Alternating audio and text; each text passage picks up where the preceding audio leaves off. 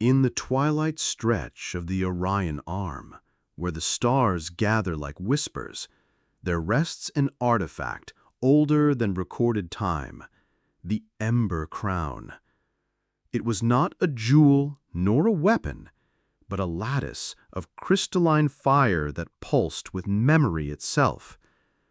Long before the first humans looked up at their night sky, the Ember Crown had drifted in silence, a relic of forgotten architects who once sought to trap the essence of life into flame.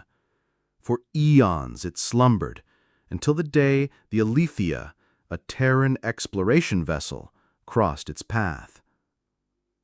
On board the Alethea was Captain Mira Selene, a woman who carried humanity's legacy in the marrow of her bones.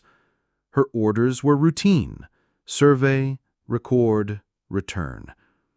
Yet when her sensors lit up with the impossible signature of the Ember Crown, she knew she had stumbled upon something greater than any mission. As the crew approached the artifact, the crown stirred, not violently, not greedily, but with a curious hum, as though it recognized something in them. The lights of the crown pulsed to the rhythm of their heartbeats, and for the first time in thousands of years, it began to glow. But wonder quickly gave way to unease. The crown fed not on fuel or power cells, but on memory, on stories, on experiences. When Mira reached out, it flared with visions not her own, battles fought by alien hands, lullabies sung on worlds that no longer existed. She pulled back, trembling. It was alive, in its own way, and it had chosen humanity to awaken it.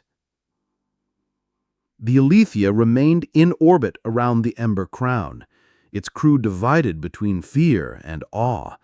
Scientists clamored to touch it, while engineers argued it should be destroyed before it consumed them. Yet Mira felt a pull stronger than caution. At night, she dreamed of voices calling, some familiar, others ancient. The crown whispered fragments of humanity's own past, the scent of rain on Earth's soil, the roar of oceans long gone, the cries of explorers who had braved the first jump drives. It was not stealing from her, it was reminding her. Soon, each crew member faced their own trial. The navigator relived the death of her brother, gone in a colony collapse.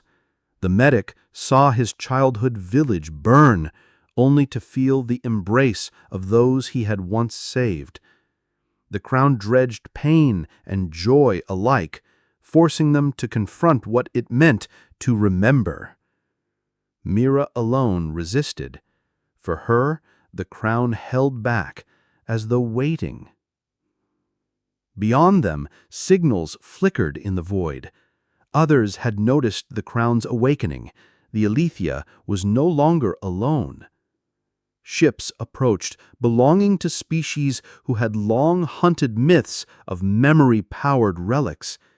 To them, the Ember Crown was not sacred, it was a prize. As shadows closed in, Mira realized the truth. The crown was testing them. It would not serve thieves or tyrants. It would only follow those who carried memory with honor. Humanity's place at its side would have to be earned. The hunters came without mercy.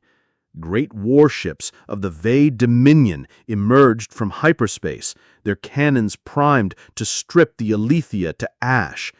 They sent no warnings, no offers of alliance, only the blunt demand: surrender the crown. Mira refused. She had seen what it could do if wielded with greed. As the first volleys lit the void, the crew of the Alethea fought not with weapons, but with memory. They linked themselves to the crown, channeling their lives into its crystalline lattice. each recollection became light, blinding, searing, weaving a shield of stories around the ship. The Dominion fired again, but the beams shattered against the barrier of memory. To the enemy, it was incomprehensible. How could fragile humans hold against their fleets? Inside, the toll was immense. Crew collapsed from exhaustion, their memories pulled to the surface too quickly. Mira, at last, gave herself fully to the Crown. She offered not a single battle or triumph, but the quiet, overlooked stories of humanity. Children skipping stones on a riverbank, a father tucking his daughter to bed, a song hummed in a forgotten kitchen. The Crown blazed like a newborn star. The Dominion's armada faltered. Their minds, unprepared for such intimacy of memory, recoiled. They fled, leaving silence in their wake. The Alethea was scarred, half its systems burned out, its crew weary and fragile. The Crown pulsed softly, as though mourning their sacrifice. The Alethea drifted near ruin, yet the Ember Crown did not abandon them. Instead, it unfurled. The crystalline lattice expanded, weaving itself into the ship's broken hull. Memory became structure, story became steel. Where once there was damage, now there was resilience. In that moment, the Crown and humanity became one. Word of the victory spread across the stars. Travelers whispered of a Terran vessel shielded by the weight of remembrance, a crew who turned their very lives into light. For some it was myth, for others it was hope. Mira stood at the observation deck, watching the glow of the Crown ripple across the void. She did not need to declare victory. It was written in the silence of their survival, in the bond between crew, and in the Crown's steady pulse at their side. They had not claimed the Crown as a weapon. They had earned it as a companion. And so, the Alethea continued forward, no longer just an exploration ship, but a beacon of memory. Wherever they traveled, the Crown wove their stories into its fire, preserving them for the ages.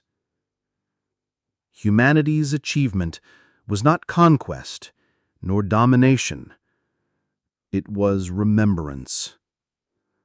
Against the vast silence of the cosmos, they had proven the simplest truth, that to endure, one must remember, and in remembering, one becomes eternal.